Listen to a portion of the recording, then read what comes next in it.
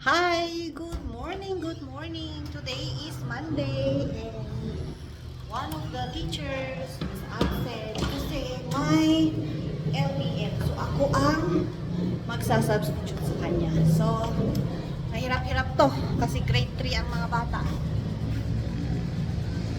Grade 3 sila. Maingay. Tsaka, maingay na nga. Ano to? Makukulit pa. Pero the good thing about that is they listen naman to you. Pag sinabi mo stop, stop. Pag sinabi natin do this, ginagawa naman nila.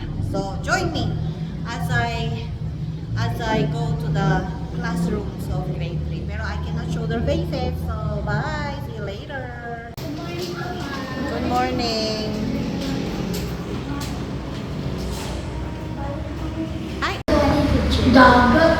Nag-vlog ako, I do vlog. Malay nyo nga, yayaman tayo. Tapos magkakaroon na tayo ng sarili nating school, di ba? Hindi na tayo nagre-renta. Anyways, si Yael, dati lagi naman din siyang galit, di ba? Pero ngayon, hindi na. Ano nang ginagawa? Galit na? What do you do now when you get angry? You go there? Teacher, nagtatago po siya, tsaka minsan pag nagtatago, nag-ano siya, nagtatago. Nagpapa? Okay. Pag ganun yung nangyari, hayaan nyo lang. Okay? Tapos minsan po, galit po siya sa amin, pinakiwan niya po kami. Ay! Dati lang yun, dati lang. Teacher, minsan, tapos nung kailan po, yung meeting with teachers, magkaawin po itong dalawang po. Anong nangyari? Si Wayne and Floyd. Okay. What happened? Si Floyd po nauuna. Opo. Si Floyd daw nauna, lagi na lang kasalanan ni Floyd. Totoo yan, Floyd? Na inaway mo si Dwayne? Alam nyo kasi, fighting is sometimes normal. Ang hindi normal is when you fight, tapos hindi na kayo bati forever. Okay? Minsan, fighting will make the relationship stronger. O, kunyari, si Dwayne tsaka si Floyd, nag-away sila today. Pero, kaya dahil sa pag-aaway na yon, malay natin maging very close sila at friends pa na. Diba? Yeah. Because Si Dwayne ang tahimik pag nandito ako. Bakit kaya? ito kanina mo po siya, hindi na babansin. Doon po. Bakit, Dwayne? Anong problema natin? At sa pagpasok po namin na po siya po sa pag-front po siya. Are you okay? No. May sakit?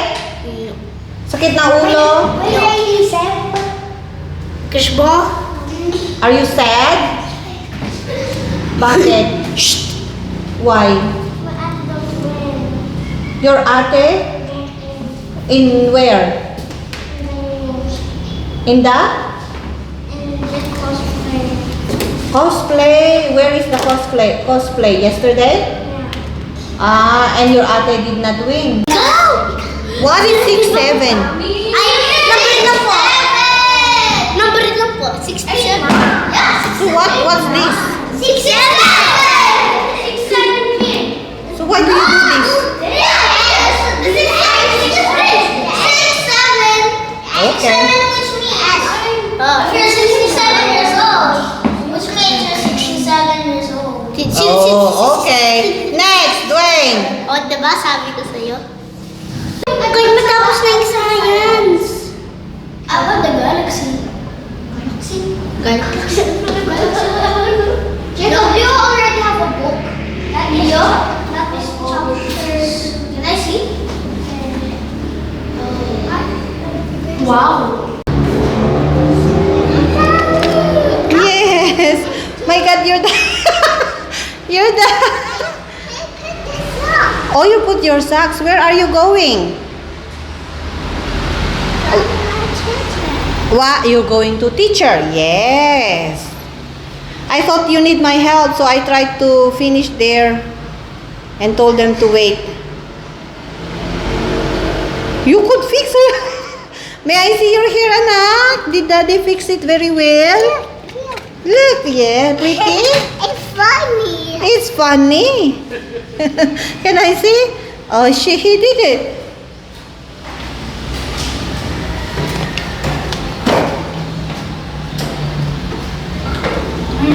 Good morning. Where is this one? It's inside the room. I don't know where. I thought you had this one. No, that will hurt her nails. Wow.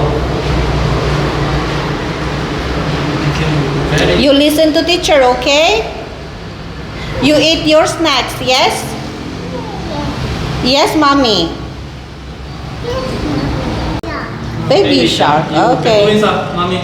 Ay, kubinsa. nangingismita. Ne. Bye. Bye. Say bye. Bye bye, mami. Did you change her diaper? That's exciting. 9. Hindi pa siya break time. Chair 9 po is over. Chair 9 po yung recess namin. Ay, Diyos ko po. Wait. Di ba sis 9 na yung recess natin? 9 na daw. Okay. Let me check if it's already. Hindi sila nag-absent, di ba? No, we. Get out. Sleeping face daw. Shock face. Ano to? Scared. Silly face. Si Floyd tapos na. Ano yan? Sino to?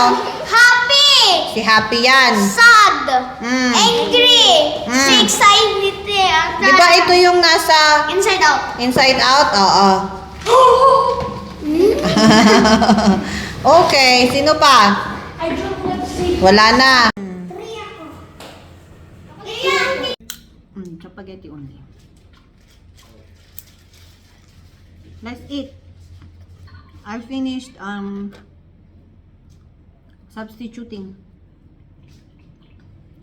The students are fighting for this one. This one. They said it's very delicious daw, so I'm trying. Me too.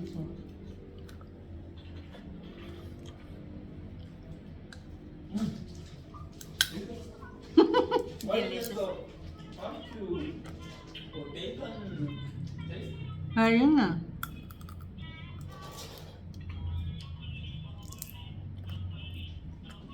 Yummy.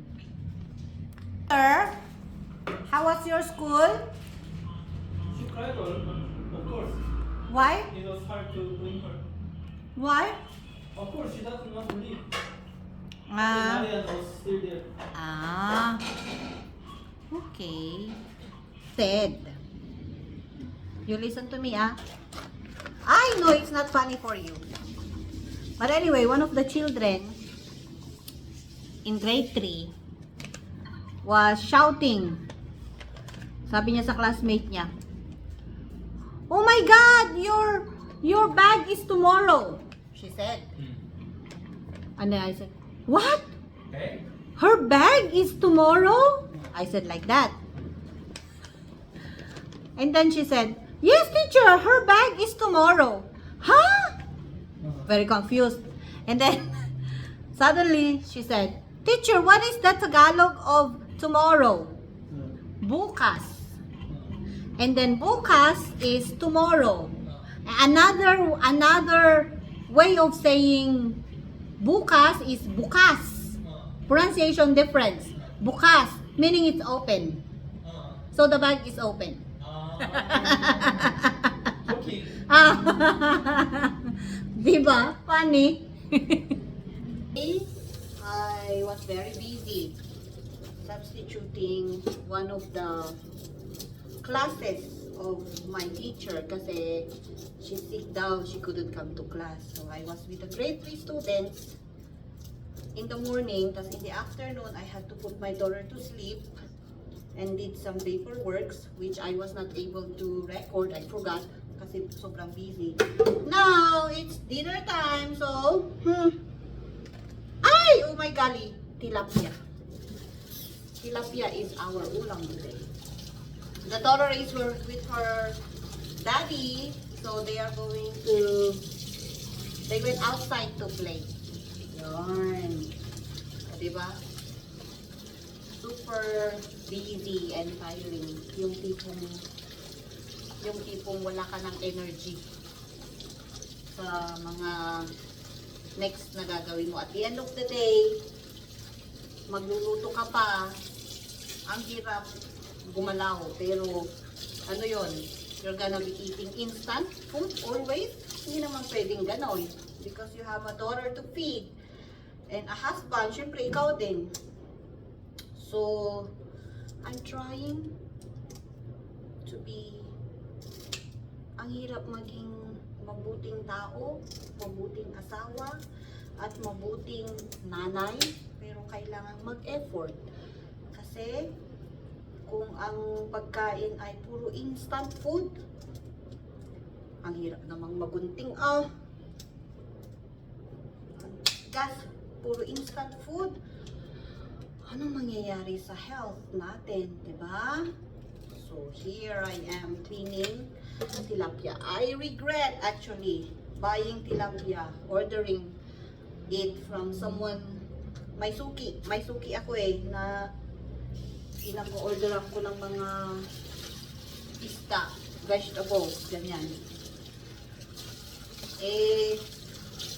Hindi pala nila linisan, hindi ko na-edit, pero good pa din kasi hindi naman ganun kahirap maglinis, tsaka marunong naman ako maglinis ng isda. So why not do it? Right? Hindi ko nga lang alam kung paano ko pa siya iluluto. I'm thinking sarsyado,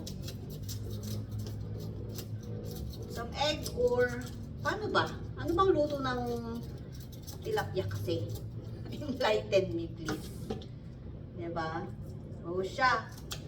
Lilinisan ko muna itong mga tilapyang ito. And see you later.